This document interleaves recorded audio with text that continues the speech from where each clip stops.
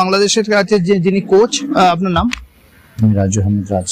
আচ্ছা, তো আজকে আপনারা এখানে খেলতে এসেছেন, এই যে মৈত্রী টুর্নামেন্টের অর্গানাইজ করা হয়েছে ওয়েস্ট বেঙ্গল দিব্যাঙ্গ ফেডারেশনের তরফ থেকে, কিভাবে দেখছেন কাজে, কেমন লাগছে আজকে এক্সপিরিয়েন্স কেমন?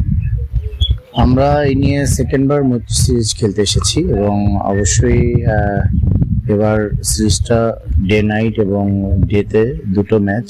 তো ভালো, আসলে দিব্যাঙ্গ প্লেয়ার যারা এবং ডিসেবল প্লেয়ার যারা, তাদের জন্য এই ধরনের টুর্নামেন্ট করা অনেক দরকার, কারণ সমাজের মূল স্রোতধারায় তাদেরকে নিয়ে আসতে হবে। সেই জন্যই আমরা সেই চিন্তা ভাবনা থেকে এসেছি যে গতবার যেহেতু আমরা খেলে গিয়েছি, সিরিজ ট্রাইব্যুনাল হয়েছে, একটা সিরিজ আমরা জিতেছি, তারা একটাতে জিতেছে যৌথভাবে।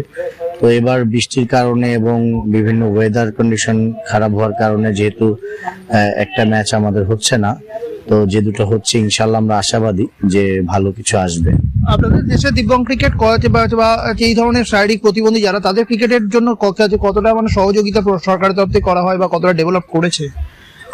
আমাদের দেশে অবশ্যই আপনারা জেনে খুশি হবেন যে আমাদের মাননীয় প্রধানমন্ত্রী, আমাদের দেশরত্ন শেখ হাসিনা, যিনি আছেন আমাদের সরকার, উনি এই প্রতিবন্ধী ব্যক্তিদের প্রতি তার খুব অন্যরকম একটি সিম্পেথি এবং স্পোর্টস লাভার সে, এবং আমাদের বাংলাদেশ ক্রিকেট বোর্ডও আমাদের এই এন্ট্রিটা করে নিয়েছে।